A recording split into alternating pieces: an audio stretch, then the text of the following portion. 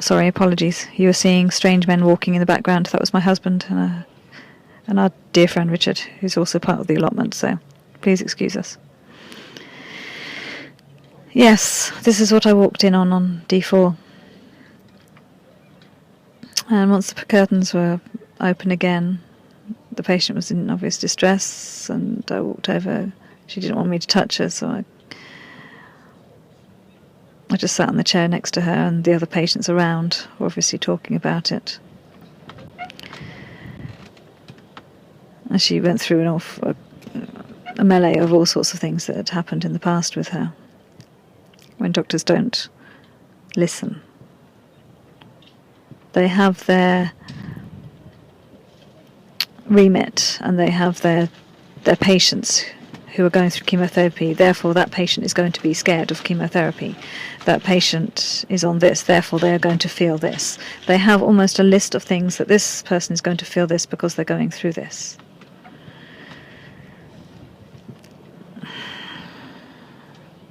It's not always the case. And possibly now here am I labelling people, being Greek Cypriot and Italian, and some of these doctors have very passionate ways of talking and very impassioned ways of getting their point across. The tone needs to be taken down several levels. I myself on yesterday went down for my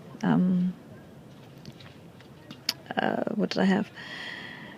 I had my MRI scan, and it was a case of MRI in 45 minutes. Again, Dr. Raghu came to me. He'd been to me 2 or 3 times since the first time. He hadn't just dropped me on the first day. I had seen him, and he had explained what the procedure was, what was happening, what was going on. I knew exactly what my regime was going to be. I knew what to expect. I knew who was coming to see me. I knew what I knew, how I knew at the time I needed to know it. He kept me fully in the picture, and so did the nurses. The nurses again there were amazing. They introduced themselves. Being somebody who likes to get up, washed and dressed early in the morning, and somebody who probably walks more than I should have done when I was still in pain, I got up, washed, dressed, showered, and was sitting in my chair when they came to do my bed and breakfast in the morning.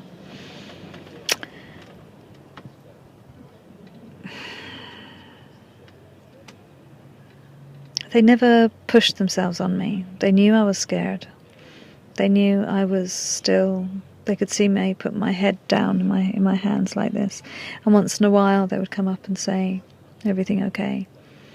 The other patients were equally as supportive as I hope and pray I was supported to them as well, because we got chatty quite a bit, equally at 3 o'clock in the morning on Thursday night.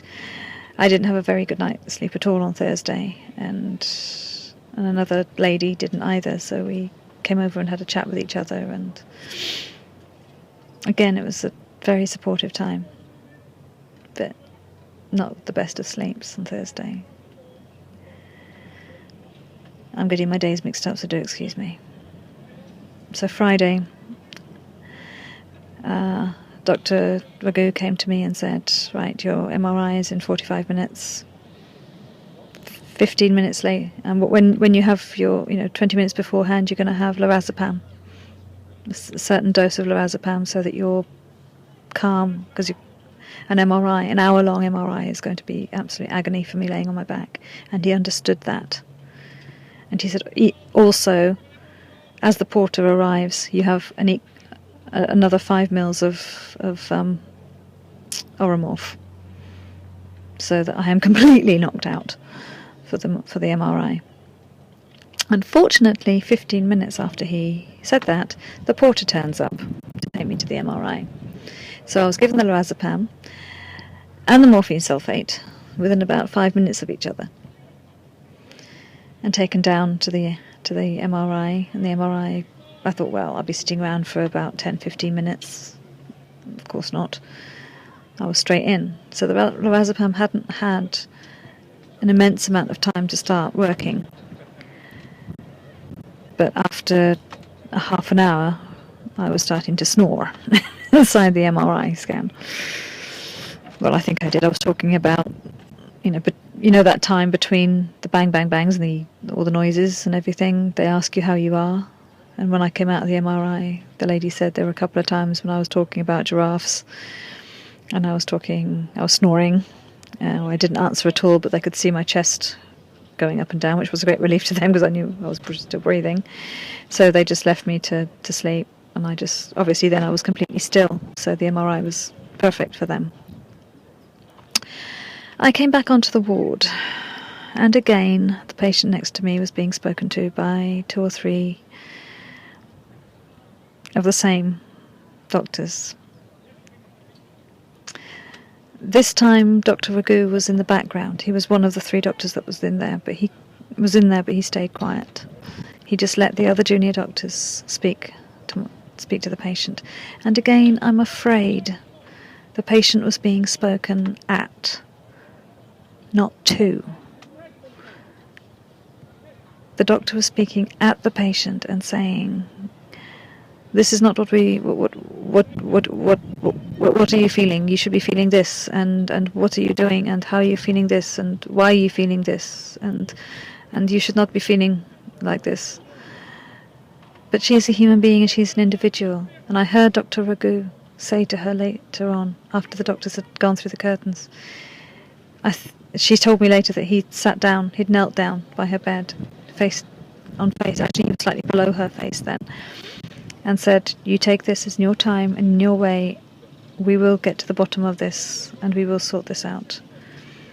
The patient's daughter turned up, and the same nurse who'd been there for the chest drain and everything the day whenever, they were trying to encourage her to go to PALS and to discuss with PALS about the situation.